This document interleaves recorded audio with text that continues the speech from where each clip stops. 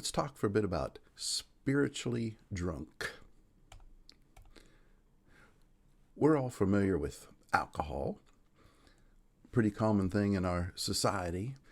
And as I began thinking about this topic, I just did a quick look at the effects of alcohol and was surprised. Didn't realize some of these things and might not read every word on this slide, but something to think about what alcohol does to us physically.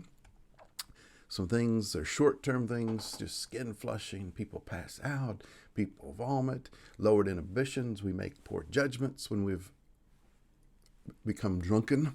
We have trouble concentrating, apparently, when we're under the influence, lost coordination, loss of critical judgment, dulled perception, especially vision.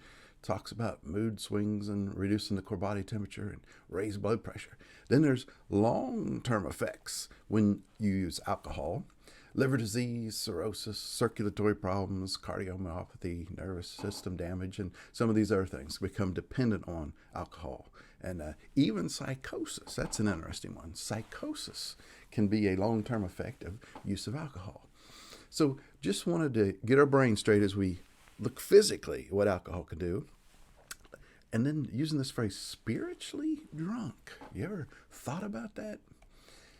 In 1 Thessalonians 5, verse 5 through 8, you are all children of light, children of the day. We are not of the night or of darkness. So then let us not sleep as others do, but let us be awake and be sober.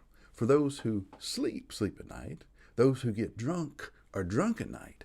But since we belong to the day, let us be sober, having put on the breastplate of faith and love and our helmet, the hope of salvation.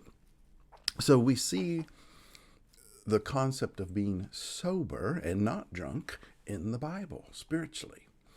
And some of us, obviously, we can take from that, are not spiritually sober. We are drunken. And I'd never really thought about it this way. The world has dulled our senses. The world has dulled our senses as if though we're spiritually under the effect of an alcohol. We're not reacting spiritually like we should, not making wise decisions. We have trouble focusing as if our vision was affected on spiritual things. These problems spiritually can be short-term, just like the physical effects were, and they can be long-term. For example, a marriage could be destroyed because of being spiritually drunk, making poor decisions, sinning. We can lose jobs. We can damage our reputation or totally destroy it. We can lose our salvation. Some of these are obviously long-term and some are short-term effects.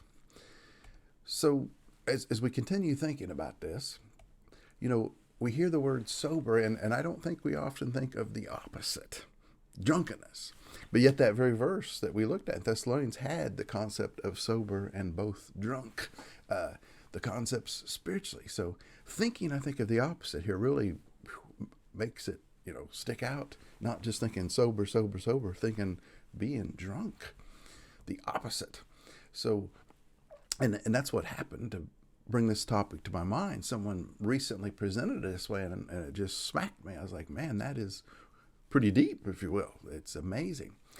We don't realize that we're spiritually like a drunkard, that our perception is dulled, that we're making poor decisions.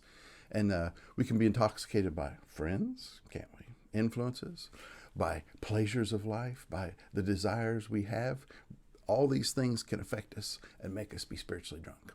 So as we kind of wrap up, just mainly wanted to have you think on this today, make this statement that possibly have a new appreciation for being spiritually sober-minded, watching, awake, and think of the opposite, being drunk. Are you dulled? Are you making poor decisions? And has the world just made you clueless to the spiritual effects that these poor decisions are having on you?